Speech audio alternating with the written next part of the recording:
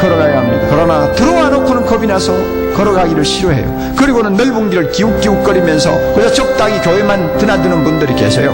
그 결과 반드시 영생을 얻을 수 있다고 아무도 장담할 수가 없습니다. 생명이 실제가 됐다면, 이 신앙이 실제가 됐다면, 이 복음의 진리가 실제가 됐다면, 천국이 실제가 됐다면 억지로 죽지 못해 하는, 그냥 어렵고 힘들고 쥐어짜듯이 하는 이런 신앙생활이 난 존재할 수가 없다는 것입니다.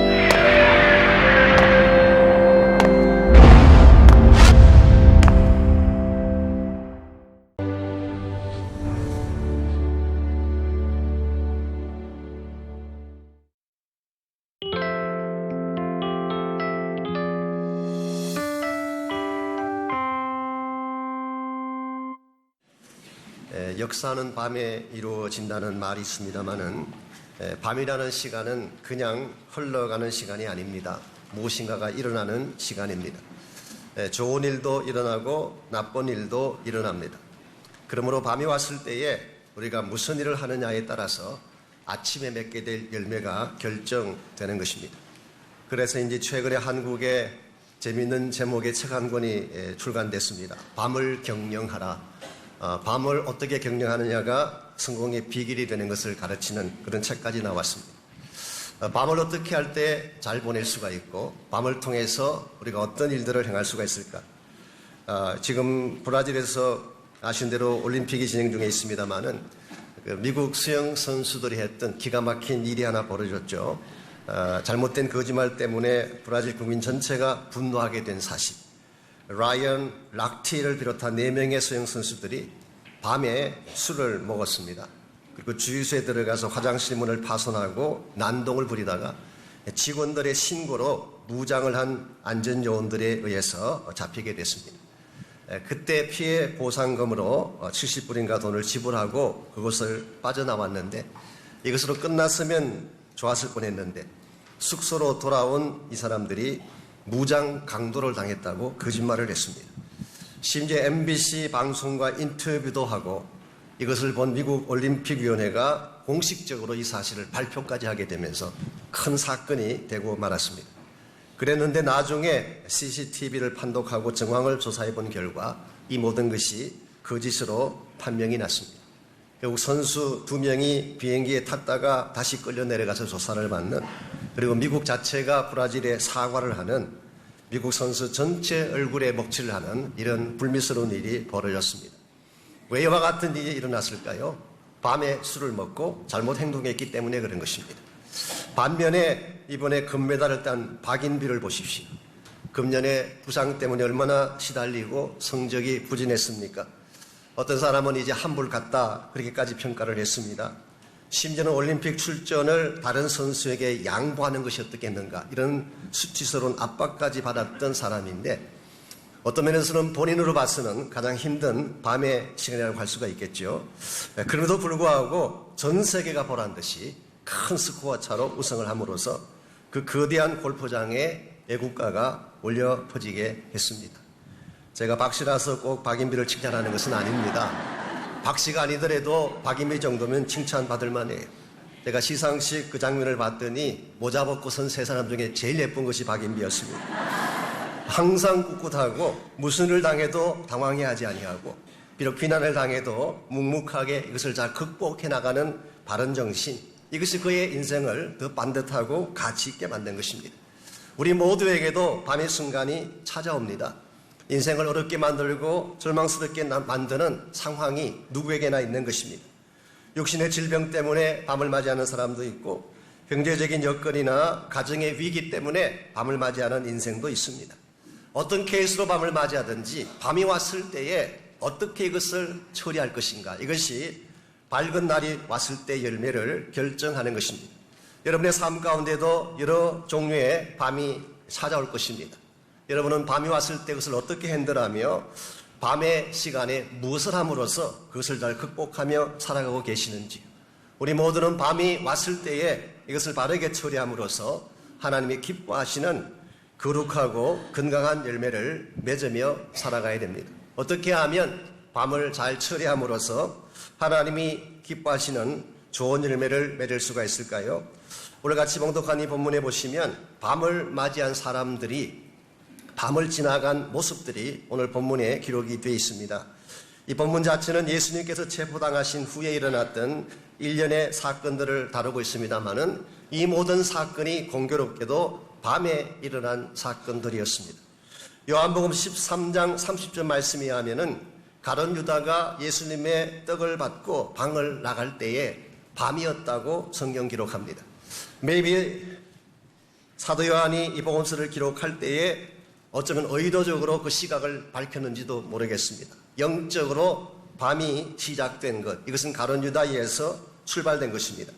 이렇게 시작된 밤이 오늘 본문에 왔어야 비로소 마무리가 되어집니다. 참고로 그 다음 절인 28절을 보시면은 새벽이라는 단어가 28절에서 처음으로 등장하는 것을 보게 되죠. 이런 면에서 13장에서 시작되어진 밤의 사건이 오늘 본문에 와서 종결을 맺게 되는데, 이 밤을 통과하는 과정에서 사람들이 보였던 여러 종류의 반응들이 오늘 본문에 소개가 되고 있습니다. 한 세 가지 차원에서 등장하는 인물들을 분류해서 생각해 볼 수가 있습니다. 첫 번째가 대제사장 그룹입니다. 즉 종교 지도자들이 보냈던 밤이죠. 12절 말씀 보시면은 이에 군대와 천부장과 유대인의 아리 사람들이 예수를 잡아 결박하여 먼저 안나스에게로 끌고 가니 안나스는 그 해의 대제사장인 가야바의 장인이라고 했습니다. 예수님이 체포당하신 후에 제일 먼저 끌려간 곳이 안나스라고 하는 사실은 전직 대제사장의 집이었습니다. 왜 가야바에게 직접 끌고 가지 아니하고 안나스에게 먼저 데려갔을까? 그것은 안나스가 실제로 그 당시 유대 종교의 지도자였기 때문입니다. 참고로 조금 더 부연의 말씀을 드리자면 사실 대제사장직이라고 하는 것은 종신직입니다. 죽는 순간까지 그 직을 하는 것입니다. 그래서 사무엘서도 보게 되면 엘리 제사장이 나이가 늙어서 돌아가실 때까지 제사장직을 하지 않았습니까? 그랬는데 로마가 팔레스타인을 다스리기 시작하면서 이것이 좀 바뀌었어요. 로마 총독이 전권을 가지고 제사장을 세우기도 하고 폐하기도 하는 이런 일이 벌어졌습니다. 왜 로마 군인이 유대 종교에 이와 같이 인발하게 되었는가? 그것은 바로 돈과 관련이 있기 때문입니다.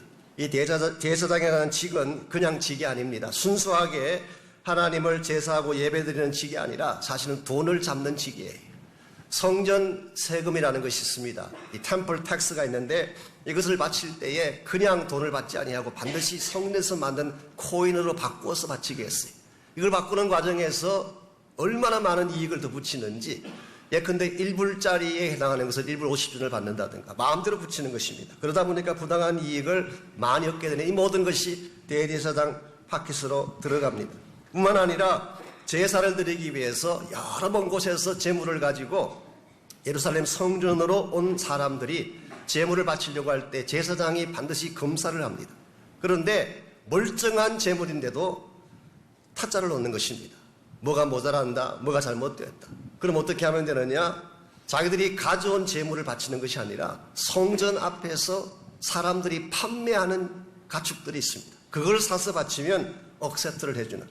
그러므로 이 제사장 그룹과 그 가축을 파는 혹은 동전을 바꾸는 이 장사치들하고 협작을 해서 엄청난 이윤을 벌게 되고, 이 모든 것이 대제사장 가정으로 들어가기 때문에 돈이 생기는 직이었습니다. 그러다 보니까 로마 총독들이 이들을 통해서 무엇인가를 챙기기 위해서 세우기도 하고 폐하기도 하는, 오늘 본문에 나오는 안나스의 경우는 AD 6년에서 15년 사이에 대제사장직을 행했던 사람입니다. 근데 무슨 연유인지 대제사장직에서 일찍 물러나고 그의 사위되는 가야바에게 그 직을 맡긴 것입니다. 요즘 우리 한국식으로 표현하자면 세습 제도와 비슷한 것이죠. 자기 사위에게 맡기긴 했지만 실권은 안나스가 가지고 있었어요.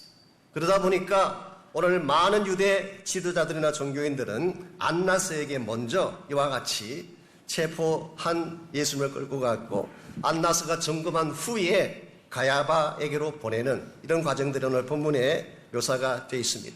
자, 지금 이와 같이 돈을 벌고 자기들의 탐욕을 지키기 위해서 예수를 잡아들였던 제사장 그룹들, 이 사람들이 보냈던 밤은 어떤 종류의 밤일까요? 그래서 바로 악한 밤인 것입니다. 불의가 난무하는 밤, 이것이 바로 첫 번째 그룹이 보냈던 밤의 모습입니다. 두 번째 케이스가 베드로를 비롯한 제자들이 보냈던 밤입니다. 15절 말씀에 보면은 다른 제자들은 다 도망을 갔는데 베드로와 또 한 제자가 대제사장의 뜰 안까지 들어간 사실을 밝히고 있습니다. 우리가 가끔 베드로에 대해서 이야기할 때에 좀 심하게 좀 비판하는 패배자이고 도망자이고 비겁자이고 그런 이야기를 많이 하지만 오늘 본문을 보면은 그렇게 나쁜 사람은 아니었던 것 같습니다. 다른 제자들은 전부 다 도망을 쳤는데 그래도 베드로와 또 한 제자는 사도 요한입니다. 이 두 사람은 주님이 끌려가시는 곳까지 그래도 따라오지 않았습니까? 이것 보면 사람이 나쁜 것이 아니라 마음은 원했지만 육신이 연약했던 것을 볼 수가 있죠. 그런 면에서 우리는 베드로를 너무 혹평하면 안 됩니다. 제가 아는 어떤 미국 목사님은 천국 가면 베드로에게 사과하겠다 그러시더라. 설교 때 너무 많이 갔기 때문에, 너무 많은 비난을 했기 때문에.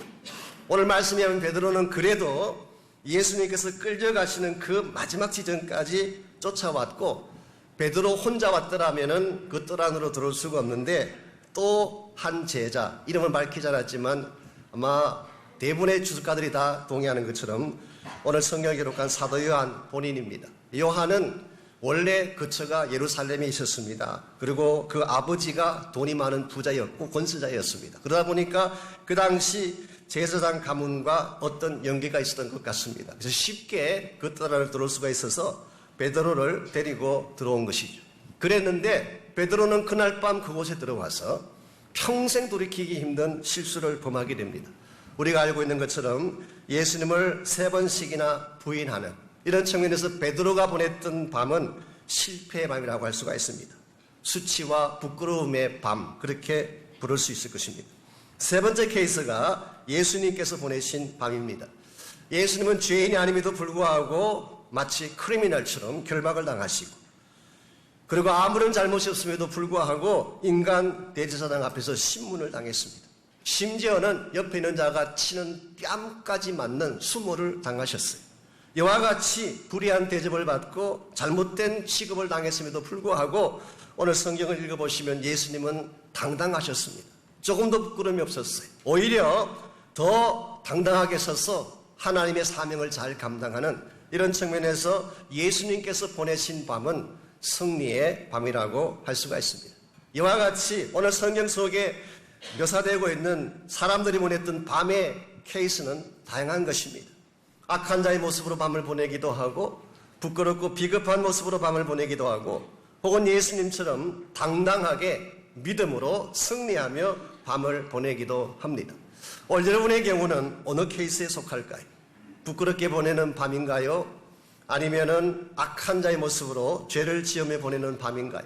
아니면 예수님처럼 당당하게 믿음으로 승리함으로써 하나님의 뜻을 이루는 밤을 보내고 계십니까? 우리 모두는 당연히 예수님을 본받는 자들이 되어야 하기 때문에 이 밤을 통과함으로 말미암아 하나님께 영광을 돌릴 수 있어야 되고 하나님이 기뻐하시는 열매를 맺을 수 있어야 합니다.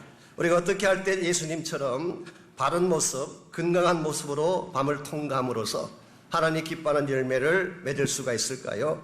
오늘 본문에 등장했던 밤을 보냈던 사람들의 케이스를 하나씩 정리해 보면서 우리가 바르게 밤을 통과하는 데 필요한 것 3가지를 여러분에게 소개해 드리려고 합니다. 우리가 밤을 바르게 보내려면 첫 번째로 해야 될 일이 정도를 택해야 되는 것입니다. 힘들더라도 바른 길을 선택해야지 올바른 밤을 보낼 수가 있습니다. 오늘 본문에 등장하는 대제사장의 케이스를 다시 한번 살펴보시기를 바랍니다. 24절 말씀 보게 되면 안나스가 예수를 결박한 그대로 대제사장 가야바에게 보내니라. 사실은 안나스에게 먼저 주님이 끌려왔지만 안나스가 1차적으로 약식으로 신문을 합니다. 아마 자기가 점검해야 될 것을 점검하고 싶었던 것 같습니다. 그리고 나서 법적으로는 대제사장이 정식 재판을 할 수 있는 위치에 있기 때문에 가야바의 집으로 예수님을 보낸 것입니다. 마가복음 14장 53절 말씀에 의하면은 이날 밤에 그 가야바의 집에 대제사장들과 장로들과 서기관들이 다 모였다고 했습니다. 그러므로 이 모임은 그냥 모임이 아니라 공의회가 모인 것입니다. 유대인의 최고의결기관인 산헤드린이 그날 밤에 모인 것입니다. 왜 모였다고요? 예수님을 재판하기 위해서. 그러나 이것은 불법이었습니다. 유대인들 자신들이 정해놓은 여러 가지 많은 법규들이 있습니다. 그 중에서 옛날부터 내려오던 구전을 이렇게 written down해서 만든 regulation인데 그것을 우리가 미시나라고 합니다. 미시나. 이 미시나에 보게 되면 그들이 절기를 지키든지 혹은 어떤 행사를 할 때 필요한 아주 정확한 그 법규들, rule and regulation들이 다 자세하게 상세하게 기록이 되어 있는데 그 미시나에 의하면은 밤에 재판하는 것은 불법으로 규정이 되어 있습니다. 어떤 경우든지 재판은 낮에 공개적으로 해야 됩니다. 그래서 재판은 성전뜰에 있는 Hall of Judgment라고 하는 그 장소에서 모이는 것이 합법적인데 오늘 본문은 밤에 개인 집에서 재판을 한 것입니다. 두 번째로 명절이 다가오게 되면 명절 전날은 모이지 못하게 규정이 되어 있습니다. 그런데 다음 날이 가장 큰 명절인 6월절인데 그 전날 그들은 모였어요. 세 번째로 대제사장은 피고에게 직접 질문하는 것이 금지되어 있습니다. 그런데 안나스나 가야바는 직접 신문을 냈어요. 뿐만 아니라 정인들을 통해서 죄목을 밝혀야 되는데 피고로 하여금 직접 대답하게 만들었어요. 이것은 불법입니다. 더구나 정인들을 세우긴 세웠지만 성경 기록에 하면은 그들 자신들이 거짓말하는 정인들을 세웠기 때문에 정인들 자체 내에도 서로 일치하지 않았더라. 마가복음 14장 56절에 보면 자기들마저도 일치하지 않았더라. 그렇게 기록하고 있어요. 한마디로 이 재판은 모든 것이 다 불법이에요. 모여서는 안 될 시간에 모였고 잘못된 방식으로 처리했고 모든 재판의 과정도 잘못된 것입니다. 그럼에도 불구하고 왜 하필이면 밤에 불법으로 이 재판을 강행했어야만 했을까요?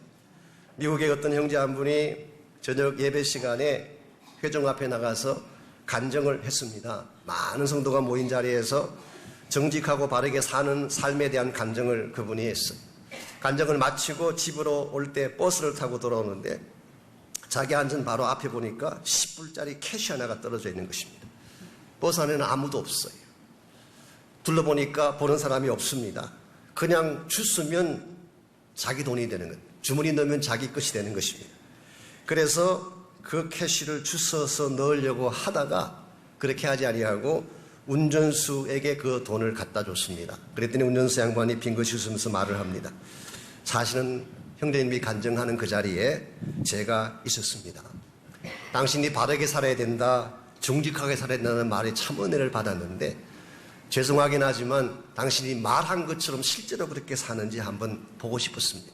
그래서 일부러 10불짜리 캐시를 앞에 놓은 것입니다. 그리고 말하기를 당신이 어떻게 하는지를 백미러를 통해서 모두 관찰을 했다고 말을 한 겁니다.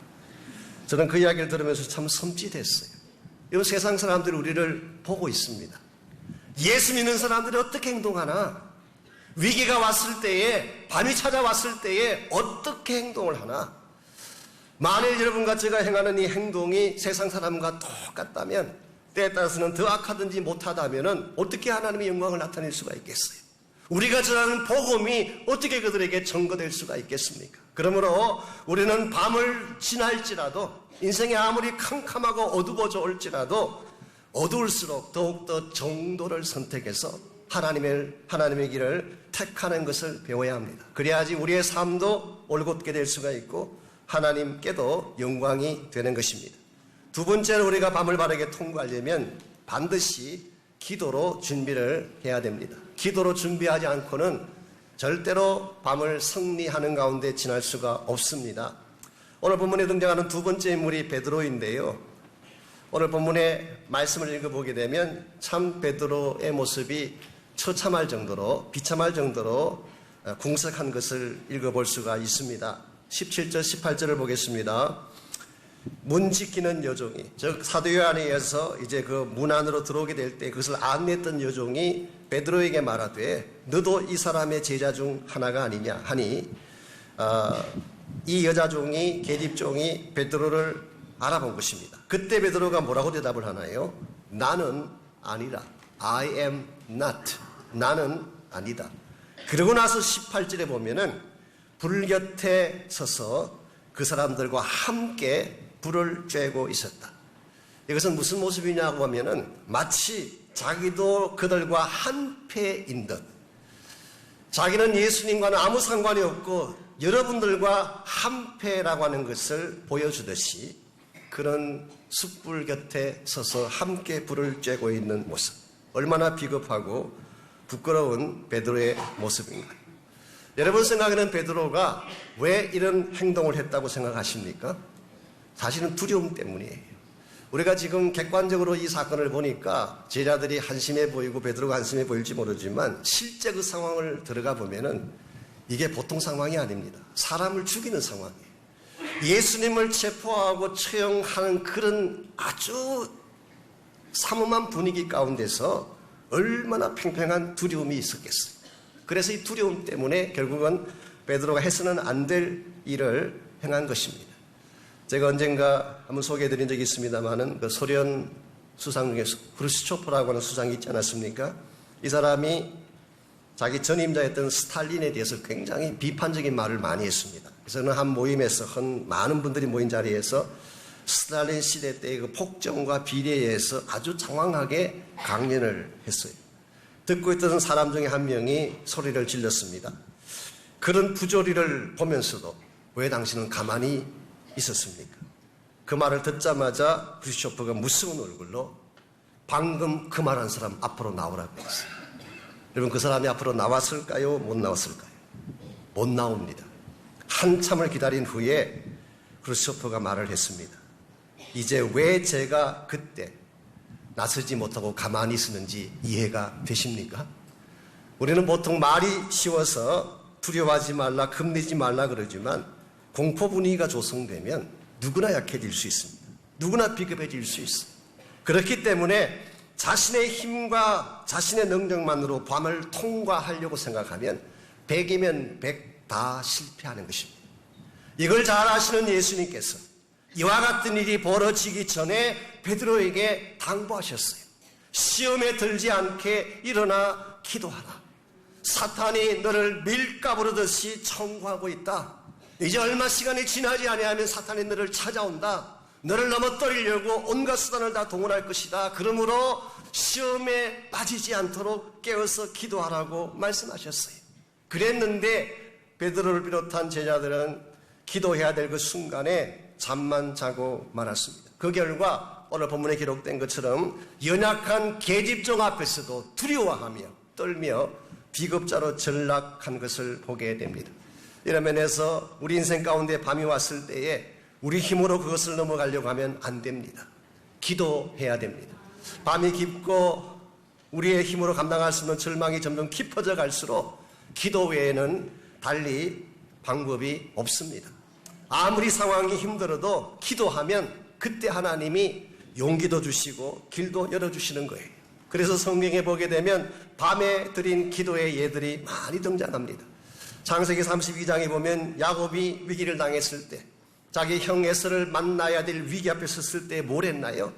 약복강 나루터에 혼자 남아서 밤새 기도했어요. 밤에 기도했기 때문에 승리의 길이 열린 것입니다. 욥기 35장에 보게 되면 밤에 노래하게 하시는 하나님이라는 표현이 나옵니다. 이 말은 다른 말로 표현하면 고난의 밤에 우리가 할 수 있는 최상의 능력이 찬양에 있다는 사실을 밝히고 있습니다. 힘들고 어려울수록 찬양하며 하나님을 향하여 나갈 때에 두려움이 떠나가고 밤이 떠나가는 것입니다.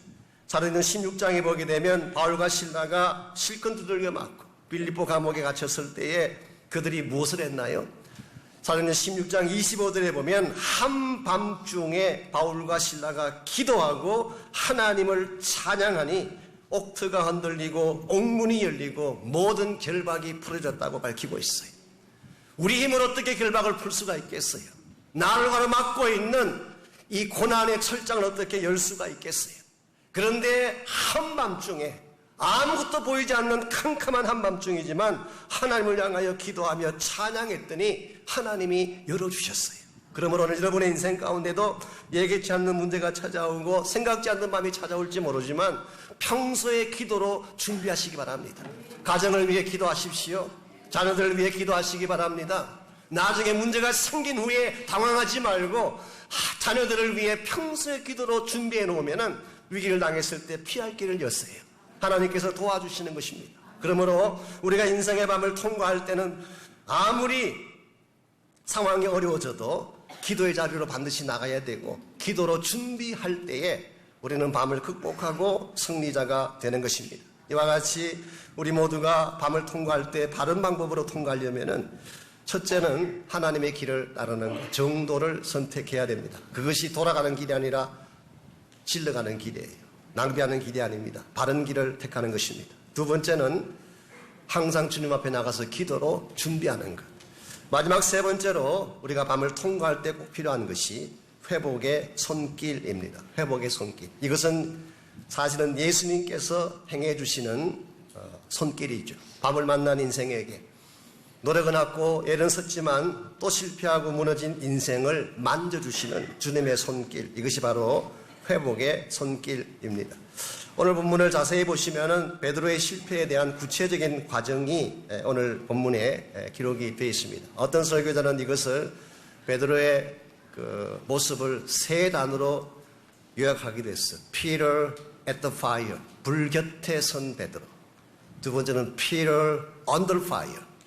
포화 속에 처한 베드로. 세 번째로 Peter on fire. 불이 붙는, 불꽃이 타는 베드로. 이렇게 구별하게 됐습니다만은 첫 번째 과정이 불을 쬐는 베드로의 모습. 이것은 말씀드린 것처럼 구경하고 있는 단계입니다. 마치 예수님의 고난은 나와 아무 상관이 없다는 듯이 멀찍이 서서 불 쬐고 있는 모습. 이것이 바로 Peter at the fire. 세상에 불을 쬐며 방관자로 서 있는 모습이죠. 그런데 이와 같은 베드로를 사람들이 가만히 내버려 둘까요? 오늘 보면 25절에서 27절까지를 보면 결코 그냥 두지 않습니다. 25절에 보면 베드로가 서서 불을 쬐더니 사람들이 묻되 너도 그 제자 중 하나가 아니냐. 같이 있던 사람들 중에 누군가가 질문합니다. 당신도 틀림없이 제자가 맞다. 그때 베드로가 또 부인했습니다. 그랬더니 27절에서 26절인가요? 26절에서 대제사장의 종 하나는 베드로에게 귀를 잘린 사람의 친척이라 이르되 내가 그 사람과 함께 동산에 있는 것을 내가 보지 아니하느냐. 방금 조금 전에 게세마네 동산에서 너가 칼을 들어서 말구의 귀를 치는 것을 내가 직접 봤는데 아니라니 무슨 말이냐. 그때 베드로가 또 부인했어요. 마가복음 14장 71절 말씀에 보면 그냥 부인한 것이 아니라 저주하며 맹세하여 부인했습니다. 이것은 예수님을 저주했다는 뜻이 아니라 절대로 나는 아니라는 것을 강조하기 위해서. 우리 한국식으로 표현하자면은 내가 손에 장을 지진다. 내가 정말 예수 제자면 성을 간다. 이제 이런 차원의 아주 강렬한 부인을 한 것입니다. 이와 같이 부정을 하는 순간 닭이 울었어요.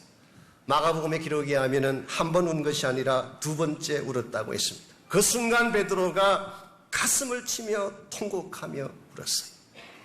베드로를 그냥 내버려 두지 아니하고 수많은 사람들이 계속 와서 질문을 던지고 결국은 베드로가 실패자가 되어서 통곡하며 울 수밖에 없었던 이것이 Peter under fire, 포화 속에 처한 베드로였어요. 성경 기록에 의하면 베드로는 사실 3번 큰 소리를 쳤습니다. 예수님께서 경고했을 때 마태복음 26장 33절에 보면 I will never leave you, Lord. 다른 사람은 다 당신을 떠나갈지라도 나는 결코 당신을 떠나가지 않습니다. 마가복음 14장 29절에서는 I will never deny you. 나는 절대 당신을 부인하지 않습니다. 누가복음 22장 33절에서는 I will even die for you. 당신을 위해서 죽기까지 하겠습니다. 베드로는 예수님께서 그렇게 경고함에도 불구하고 3번씩이나 자기 자신감에 젖어서 큰 소리를 쳤어요. 뿐만 아니라 베드로는 3번 잠을 잤습니다. 게세마네 동산에서. 그리고 나서 오늘 본문에 의하면은 3번 부인을 했어요. 3번씩 3번. 야구에서도 3번 아웃되면 아웃입니다. 삼진이에요. 그러면 끝나는 것입니다. 그런데 이와 같이 3번씩이나 큰 소리 치고 3번씩이나 잠을 자고 3번씩이나 부인했던 이 베드로를 예수님께서 다시 찾아가셔서 그에게 불꽃을 붙여주십니다. 이것이 Peter on fire. 두 가지를 통해서 예수님은 씻고 낙심되었던 베드로의 가슴 속에 불을 붙여주세요. 첫 번째가 요한복음 21장 9절입니다. 디비라 바닷가로 낙향해서 고기를 잡고 있는 베드로를 주님 찾아가셔서 숯불을 피우시고 베드로를 불러서 고기와 떡을 먹게 하신 예수님. 아마 베드로가 그 숯불을 보는 순간 그는 기억이 났을 거예요. 바로 주님을 부인하던 그날 밤 보았던 바로 그 숯불. 예수님께서는 실패하고 처참하게 주저앉았던 그 베드로에게 이번에는 나쁜 의미에서의 숯불이 아니라 그를 다시 회복시켜주기 위한, 그에게 다시 힘을 실어주기 위한, 이런 면에서 이 숯불은 사랑의 숯불, 사랑의 불꽃을 붙여주신 것입니다. 두 번째가 사도행전 2장에 나오는 불꽃입니다. 이것은 바로 성령의 불꽃입니다. 그렇게 두려워했던 베드로가, 그렇게 뒤로 물러서서 손길을 원했던 나약했던 베드로가 오순절날 성령의 불을 받게 되자 담대한 제자가 됐어요. 그리고 예수는 그리스도라는 사실을 사람들마다 증거하게 되고, 얼마나 그의 말씀이 불을 토했는지 한 번 설교에 3,000명이 끌어질 정도의 엄청난 역사를 일으켰어요. 거기서 멈추지 아니하고 관원들이 그를 잡아서 죽이려고 하든지 협박하든지 상관하지 아니하고 담대하게 복음을 전거함으로써 예수 그리스도의 아름다운 소식이 땅끝까지 번져가게 했던 베드로. 이것이 누구 때문이라고요? 예수님께서 붙여주신 사랑의 불꽃과 성령의 불꽃 때문이었습니다. 오늘 여러분과 저에게도 이와 같은 회복의 타취가 필요합니다. 왜냐하면 우리도 베드로 못지않게 실패한 사람들이기 때문에. 베드로가 주님을 배반했다고 말을 하지만 우리는 주님 배반하지 않았을까요? 나의 유익을 위해서, 나의 이익을 위해서 주님의 이름을 판 적이 한두 번이었나요? 내가 잘되기 위해서 하나님의 뜻을 짓밟고 주님의 마음속에 못을 박은 것이 한두 번이었나요?